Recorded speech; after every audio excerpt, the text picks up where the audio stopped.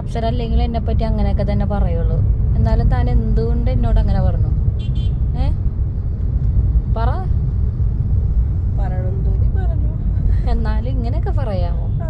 എത്ര നാളായി ഞാൻ തന്റെ കൂടെ?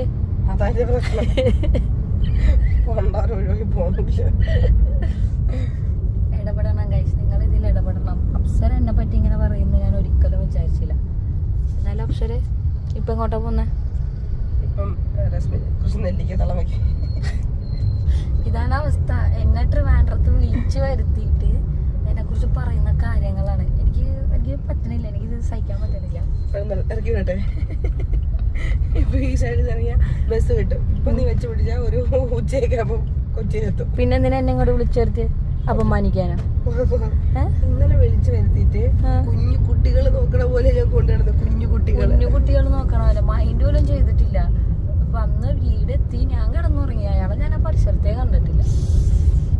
വന്നുടനെ ഭക്ഷണം കൊടുത്ത് എന്നിട്ട് മറ്റേ എല്ലാ ബെഡ്ഷീറ്റൊക്കെ സെറ്റാക്കി കിടത്തി ഉറക്കി, പുതപ്പിച്ച് കിടത്തി ഉറക്കി. ഞാൻ പണിയോട് പണിയായിരുന്നു.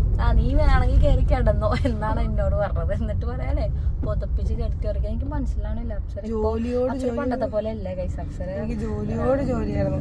എന്തോ ഫുള്ള് പണിയെടുക്കായിരുന്നു എന്റെ വീട്ടില്. ആര്? ഞാൻ ഒറ്റയ്ക്ക്. അതെ.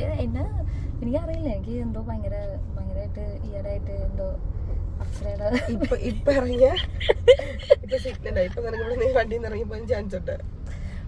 ആലോചിച്ചിട്ട് ഞാൻ തീരുമാനിച്ചു. ഇല്ല, നിങ്ങൾക്ക് മനസ്സിലാവില്ല എന്റെ കാര്യങ്ങളും. നിങ്ങൾക്ക് മനസ്സിലാവും എന്റെ വിഷമങ്ങളും കാര്യങ്ങളൊക്കെ. ചുമ്മാ രസം എന്തെങ്കിലുമൊക്കെ പറയാൻ വേണ്ടി. എന്താ ഇഷ്ടമായില്ലേ?